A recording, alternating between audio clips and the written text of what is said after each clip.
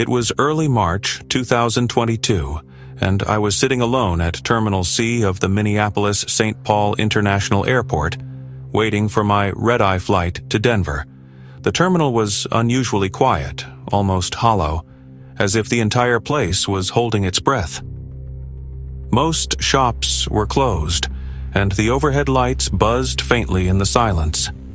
I tucked myself into one of the rows of stiff plastic chairs near Gate 17, pulling my jacket tighter as the air conditioning rattled a little too aggressively overhead. I remember checking my watch again and again, feeling an odd sense of being disconnected from time. My flight was still an hour away, and hardly anyone else was in sight except for a middle-aged woman sleeping with her head tucked into her chest and an airport custodian slowly pushing a mop across the glossy tiles. I pulled out my phone, scrolled aimlessly, and looked up. That's when I noticed him. There was a man sitting directly across from me, a few rows away, dressed in a dark gray suit that looked a little too outdated, like something from the 80s. He wasn't doing anything, just sitting motionless, hands folded neatly on his lap, his eyes locked straight ahead, but not at me. More like past me, as if he was staring at something right over my shoulder. His skin looked unnervingly pale under the harsh fluorescent lights, and there was something off about how still he was. People fidget, they check their phones, tap their feet, cough, but not him. It was like he was frozen there, too perfect. I looked away quickly, pretending to be engrossed in my phone again, but curiosity gnawed at me, and after a few minutes I glanced up to check if he was still there. He hadn't moved an inch, except now his head was tilted slightly to the side, like he was listening. I thought maybe he was waiting for someone, but the minutes dragged on, and he remained statue still. At some point, the custodian passed between us, briefly blocking my view. I watched, half expecting the man to vanish when the custodian cleared the space. But he was still there, still watching past me with that unnatural stillness. I was growing increasingly uncomfortable, enough that I decided to stand and move closer to the gate desk, even if the airline employees weren't there yet. As I gathered my backpack and stood up, I dared another glance, and froze. The man was now standing too, not moving toward me, just standing, watching, his face expressionless, but the intensity of his gaze was so sharp it felt like it cut through the distance between us. There was a brief flicker in the lights overhead, a second of darkness that made my stomach twist, and when they blinked back on, the man was gone. I spun around, scanning the terminal. The sleeping woman was still there, snoring softly. The janitor had vanished somewhere down the hallway. But the man? Nowhere.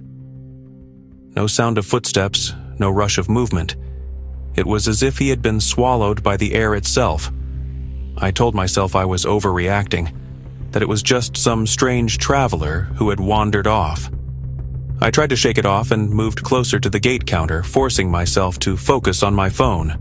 But every so often, that cold feeling of being watched crept up my spine, and I found myself darting glances down the empty corridors, expecting to see that gray figure lurking just around the corner. Eventually, the gate agent arrived and began setting up for boarding, and the normal noise of airport life began to seep back in. More passengers trickled in, dragging suitcases and chatting quietly. The eerie stillness of earlier seemed to evaporate under the flood of normalcy. I almost managed to convince myself that I had imagined the whole thing until I boarded my plane. As I shuffled down the narrow aisle looking for my seat, I passed row after row of passengers, already settling in. And then I saw him, sitting in 17A by the window, dressed exactly the same. That gray suit perfectly crisp, hands folded neatly on his lap. His eyes met mine as I stumbled past, and for a split second, the corners of his mouth twitched upward, not into a smile, but into something far colder. a movement that spoke of recognition, of inevitability. My seat was way back in row 25, and as soon as I sat down, I craned my neck desperately to look down the aisle, but I couldn't see him anymore. Boarding finished, the doors closed, the engines roared to life. I pressed my forehead against the window, heart hammering, scanning the dim reflections in the glass. Every now and then, I could swear I caught a glimpse of that gray suit flickering between the seats, just out of focus. When we landed in Denver 2 hours later, I waited until most of the plane had deboarded before standing up. I moved slowly down the aisle, peering into each row as I went. Row 17 was empty. No bags in the overhead bin. No signs that anyone had ever been there at all. The strangest part? When I checked my boarding pass later, it showed that row 17 was never booked. It had been left intentionally vacant. To this day, I still wonder, was he even human?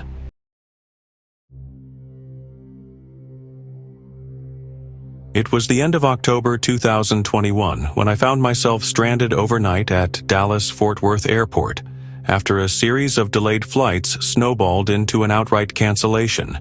They handed me a meal voucher and suggested I either get a hotel or wait for the early morning flights. I chose to stay. It was nearly midnight, and Terminal E was eerily empty except for a few airport workers scattered around and the constant mechanical hum of the conveyor belts. I picked a quiet corner near a cluster of floor-to-ceiling windows that overlooked the tarmac, pulled my hoodie over my head, and settled in. For a while, I just watched the blinking lights of distant planes. The way the reflections from the windows made it look like the world outside and the world inside had melted into one strange, mirrored dimension. My own reflection stared back at me in the glass, tired and a little gaunt under the harsh airport lighting.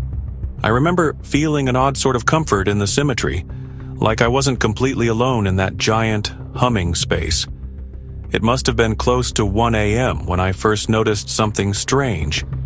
As I gazed at the window, half lulled into a daze, I noticed movement in the reflection that didn't match anything behind me. At first, I thought it was just someone walking past, but when I turned, the corridor behind me was empty.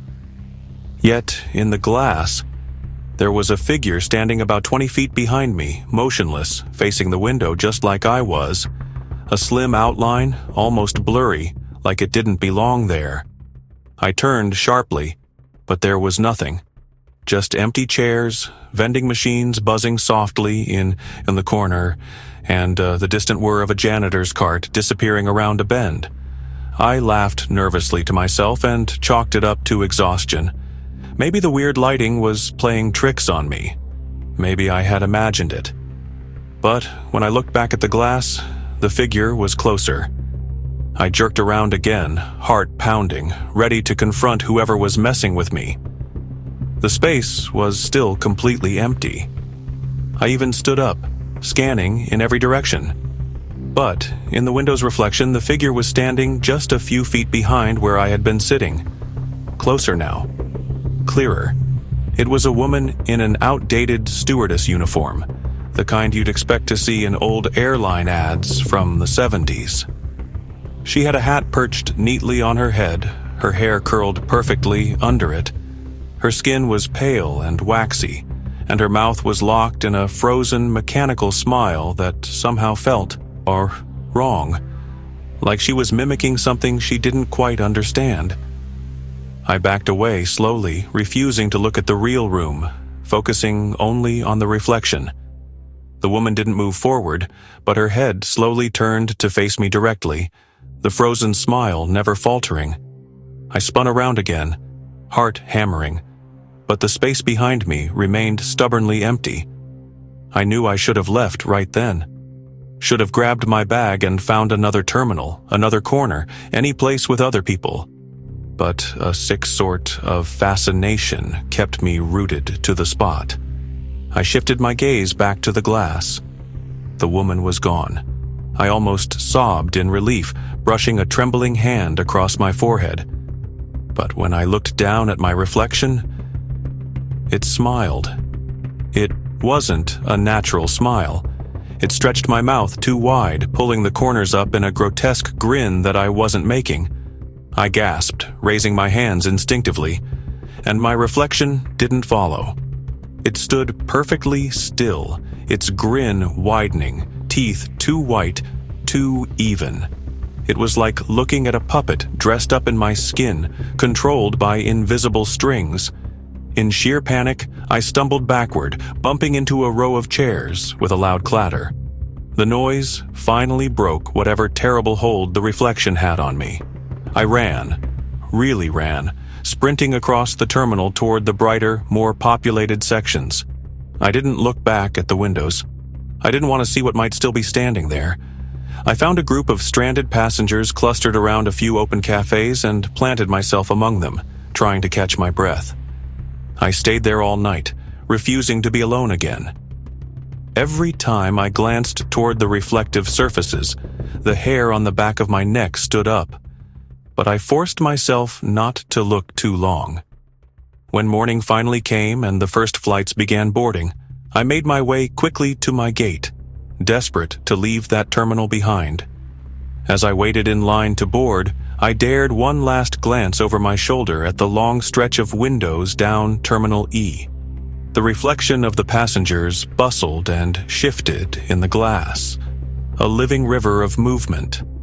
But standing perfectly still among the chaos, smiling that terrible too wide smile, was the woman in the stewardess uniform waving slowly, as if saying goodbye, or promising that she'd see me again, me.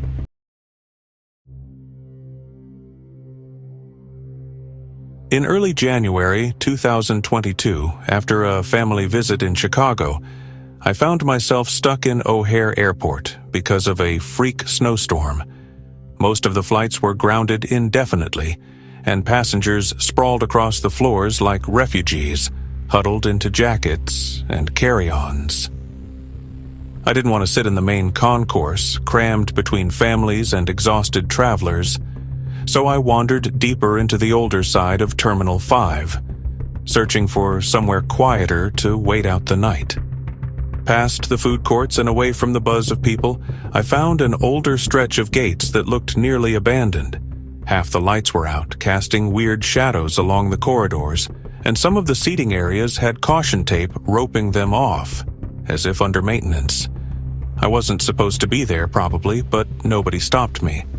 I dropped my bag at a deserted gate marked 46B, where only one lone flight display monitor flickered weakly overhead. The place had an old, forgotten feeling, like it hadn't seen real traffic in years.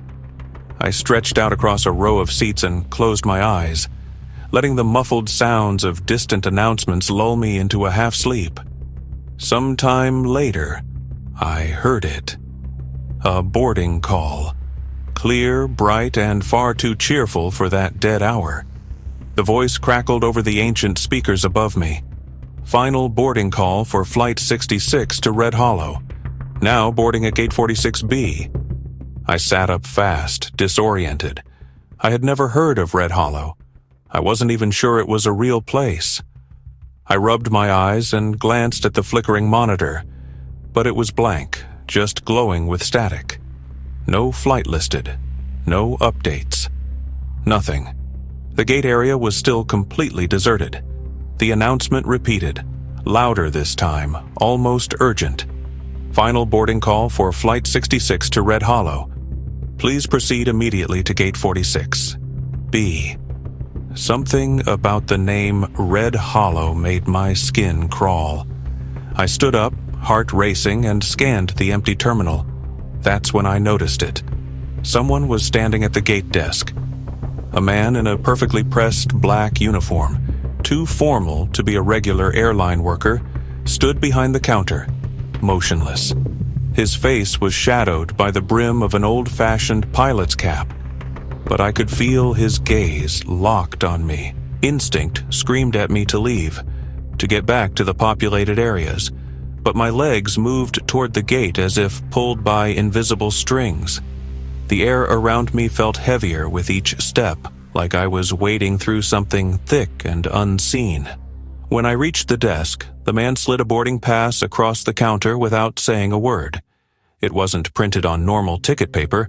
It was black with silver lettering that simply read, Flight 66, Red Hollow, Seat 1A, no airline logo, no departure time. I stumbled back, shaking my head. I tried to speak, to ask what was going on, but my mouth felt dry and useless. Behind me, the automatic doors leading to the jet bridge slid open with a hiss. Beyond them, the bridge was dark. No plane lights, no attendants, nothing. Just a yawning black tunnel that seemed to stretch forever. The man behind the desk tilted his head slowly, waiting. I dropped the ticket and bolted, grabbing my bag and sprinting back toward the food court, heart hammering so loudly I couldn't hear anything else. As I ran, I swore I heard footsteps following me, slow, deliberate, tapping rhythmically against the tiles. I didn't look back. I didn't stop until I crashed back into the crowded main concourse, surrounded by the noise and life of other stranded travelers. I collapsed into a plastic chair and sat there for hours, too afraid to move. Eventually, morning came. Flights resumed. People bustled around as if the night hadn't happened. I told myself it was stress, lack of sleep, maybe even a vivid dream. Anything to explain it. But as I boarded my real flight home that afternoon, I glanced out the window of the plane, down at the maze of gates and corridors below. Just before we pulled away from the terminal, my eyes caught a glimpse of the far end of Terminal 5, the forgotten section. There, at Gate 46B, stood the man in black, still behind the desk, still waiting, the black boarding pass held stiffly in his outstretched hand. As the plane taxied away, he slowly lifted his free hand and waved goodbye. Or maybe he was beckoning me to come back.